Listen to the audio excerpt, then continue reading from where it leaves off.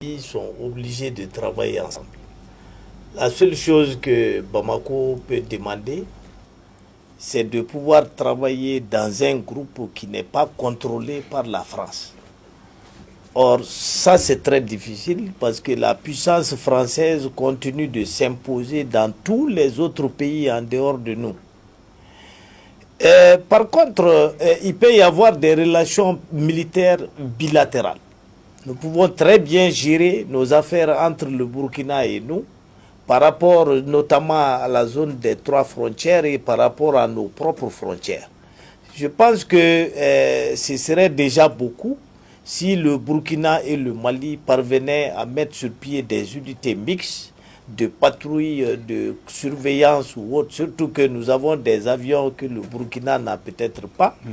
Et donc ça peut être l'embryon d'un nouveau G5 pour un nouveau format. Et puis, moi je crois qu'il faut continuer de démarcher l'Algérie pour l'impliquer davantage dans cette guerre-là.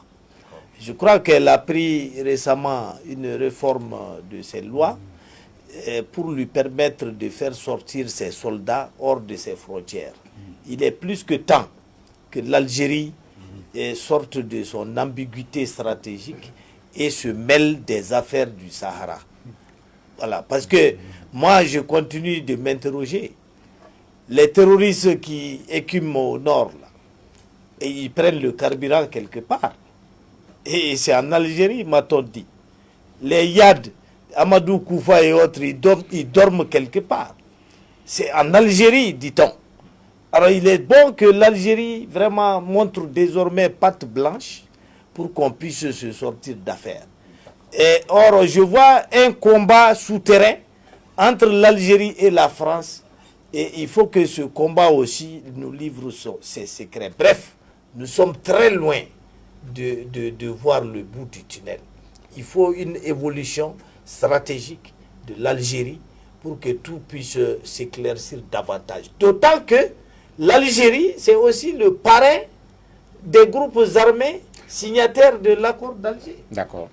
Ok, vous avez demandé la parole. Bon, je suis un peu... Ces deux régimes peuvent faire ensemble dans cette dynamique-là. Je pense que le Mali est entré en rectification de la transition à partir du 24 mai. Le Burkina est lui aussi entré en phase de rectification de la transition. Lorsque les gens défilaient contre Damiba, ils défilaient avec le drapeau russe et le drapeau malien. Donc le capitaine Traoré a réservé sa première visite au Mali pour lancer un signal à ses compatriotes.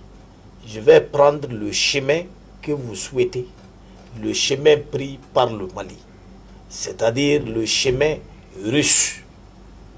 Voilà ce que Damiba a voulu signifier à son peuple. Mais maintenant, il y a loin de la coupe aux lèvres. Est-ce que la France et ses alliés africains vont laisser Traoré prendre ce chemin si dangereux pour les intérêts français? Qu'est-ce qu'ils sont en train d'entreprendre pour bloquer cette orientation du Burkina? C'est ce que nous ignorons et c'est ce que nous apprendrons dans les semaines prochaines. En tous les cas, le vin est tiré, il s'agit de le boire. D'accord, le vin est tiré. Oui, je transition du Burkina est dans la gestion des attentes et il n'est pas en train de perdre du temps. Il est venu au Mali, il est venu échanger avec le président de la transition du Mali, qui a quand même une certaine expérience dans ce domaine plus que lui. Mais surtout, il ne faut pas oublier, il l'a dit à son accueil à l'aéroport ici à Bamako, qu'il est venu parce que nous avons des défis sécuritaires communs. Je pense qu'il ne s'est pas trompé dans ses priorités, parce que les menaces sont d'abord sécuritaires, militaires, transfrontalières, mais elles sont aussi diffuses, elles sont déterritorialisées, et il ne faut pas perdre de vue qu'une grande partie des réfugiés burkinabés se trouve sur le territoire malien. et que ces groupes armés terroristes se déplacent de part et d'autre sur nos 3 frontières.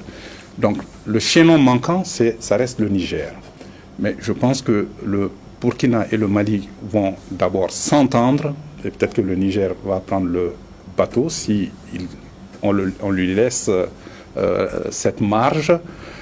Mais pour le moment, il faut, comme je l'ai dit, il faut des stratégies élaborées à partir de nos pays. Ensuite, qu'on puisse transformer ça en outil de coopération sous-régionale. Parce qu'aucun pays ne pourra parvenir à stabiliser son territoire tout seul. Parce que vous savez, ce sont des vastes territoires, on l'a rappelé, on parle de plus de 1200 km entre le Mali et le Burkina uniquement. Et avec le Mali et le Niger, nous parlons de plus de 800 km. Vous savez, ce sont des territoires assez impressionnants, assez vastes. Donc je pense qu'à partir de cela, il va travailler sur sa feuille de route et en tout cas essayer de parer au plus pressé, c'est-à-dire faire en sorte qu'on puisse stabiliser la situation sécuritaire au Burkina. D'accord. Professeur Gakou, on a l'impression qu'il y a un chaînon manquant, c'est le Niger.